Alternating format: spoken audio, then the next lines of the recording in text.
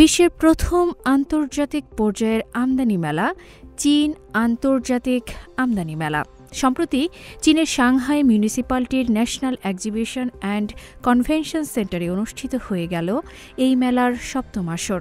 প্রতিবারের মতো নতুন প্রযুক্তির নানা পণ্যের জমকালো প্রদর্শনী দেখা যায় এবারের মেলায়। নতুন যুগ, অভিন্ন ভবিষ্যৎ প্রতিপাদ্যে এবারের মেলা উদ্বোধন করেন চীনের প্রধানমন্ত্রী লি ছিয়াং। পাশাপাশি উদ্বোধনী অনুষ্ঠানে মালয়েশিয়ার প্রধানমন্ত্রী আনোয়ার ইব্রাহিম এবং সার্বিয়ার প্রধানমন্ত্রী মিলো ভুচেভিকের মতো বিভিন্ন দেশের নেতারাও অংশ নেন। 4,20,000 বর্গমিটারেরও বেশি প্রদর্শনী অঞ্চল নিয়ে চলে এবারের মেলা, যেখানে অংশ নেয় 129টি দেশ, অঞ্চল এবং আন্তর্জাতিক সংস্থার প্রায় 3,500 কোম্পানি। এর মধ্যে বিশ্বের সেরা 500 শিল্প প্রতিষ্ঠানের অর্ধেকেরও বেশি রয়েছে। তাছাড়া টানা 7 বছর ধরে মেলায় অংশগ্রহণ করেছে এমন 186টি শিল্প প্রতিষ্ঠান ও সংস্থা অংশগ্রহণ করে। আর বার্ষিক এ মেলায় 450টি নতুন পণ্য, প্রযুক্তি এবং পরিষেবা প্রদর্শন করেন তারা। এবারের মেলায় প্রদর্শিত হয় চীনের সর্বশেষ প্রযুক্তি। এর মধ্যে রয়েছে চ্যাংয়ে 6 চন্দ্রপ্রোব, গভীর সমুদ্রের মানুষ বহনকারী সাবমার্সিবল যান, হিউম্যানয়েড রোবট এবং বিশেষ স্মার্টফোন।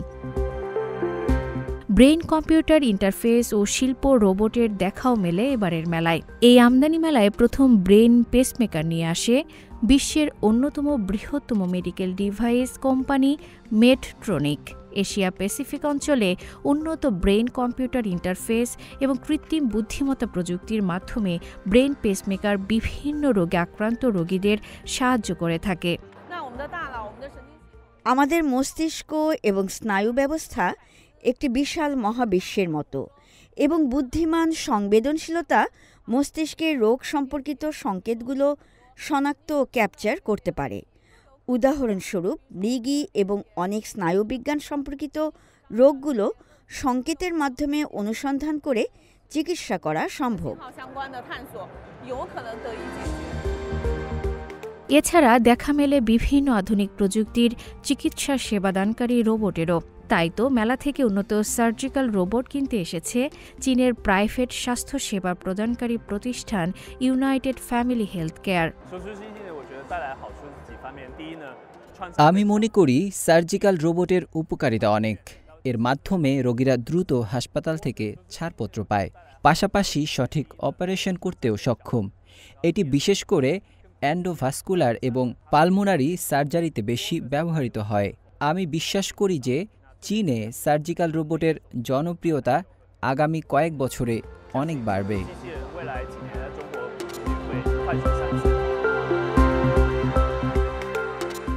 এবারের মেলায় ৭৯,০০০ বর্গমিটার জায়গা জুড়ে প্রদর্শিত হয় বিশ্বের প্রযুক্তি নির্ভর কৃষিপণ্য।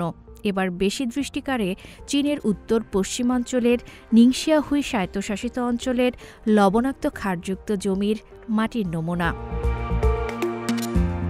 এবারের আমদানি মেলার প্রথম দিনেই প্রথম $50 মিলিয়ন চুক্তি স্বাক্ষর হয়, আর শেষ দিন পর্যন্ত $৮০.01 বিলিয়ন রেকর্ড পণ্য ও পরিষেবা বাণিজ্য চুক্তি স্বাক্ষরিত হয়েছে, যা গত বছরের তুলনায় 2% বেশি। চীন আন্তর্জাতিক আমদানি মেলার পুরাতন বন্ধু বাংলাদেশ, তাই তো গেল কয়েকবারের মতো এবারের মেলায়ও অংশ নেয় বাংলাদেশ। সাংহাই আমদানি মেলায় শুধু পণ্য ও পরিষেবার বিনিময় হয় তা নয়, সংস্কৃতি ও চেতনার বিনিময়ও ঘটে। 2018 সালে চালু হওয়া চীন আন্তর্জাতিক আমদানি মেলা হল বিশ্বের প্রথম আমদানিভিত্তিক জাতীয় পর্যায়ের এক্সপো। 5 নভেম্বর থেকে শুরু হয় এই মেলা চলে 10 নভেম্বর পর্যন্ত। আফরিন মিম, CMG বাংলা।